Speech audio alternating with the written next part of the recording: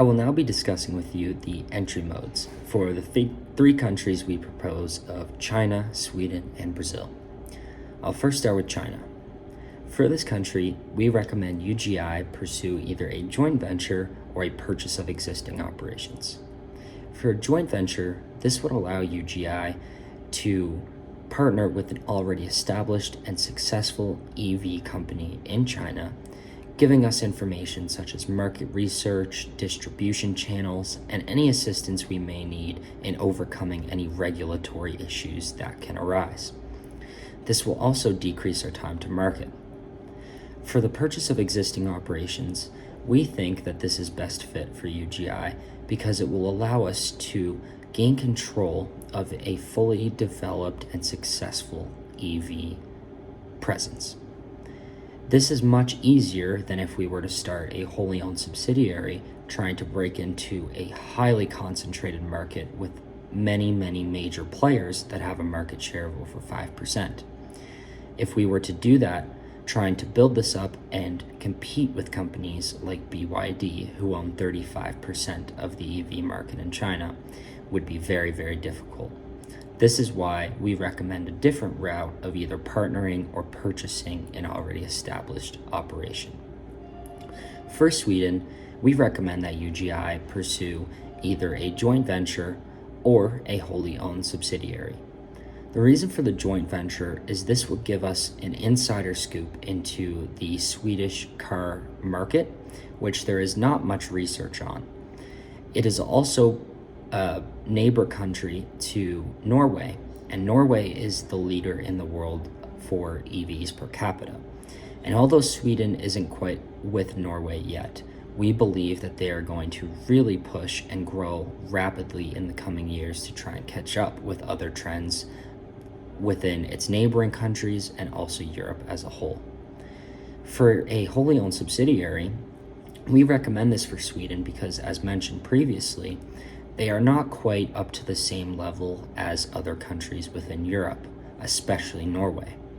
However, they do produce strong indicators that they are going to grow in the future and really push for EVs on their road. In saying this, we think that it would be very feasible for UGI to pursue a wholly owned subsidiary where we are able to grow and establish a successful, reliable, and trustworthy EV vehicle that can really boost the growth in Sweden and capitalize on this major opportunity as they continue to grow. Lastly, for Brazil, we recommend that UGI pursue a wholly owned subsidiary in this country. The reason for this is because throughout the rest of this project, as my teammates touched on, there is a major growth opportunity in Brazil, and they are quite behind on EVs on the road. Brazil currently has another hybrid option between ethanol-powered and gasoline-powered. However, during COVID and in the recent years, it has been voted on by the government, private corporations, and the residents of Brazil that EVs are the way to go. Because of this, we think that incorporating EVs into government fleets and private corporation fleets would be a great start, and as they continue to grow and the general population catches on to this trend, EVs are going to spike. And this is an incredible opportunity for UGI to capitalize on and get their presence there first and decrease their time to market, and this will allow them to own a major portion of that market share.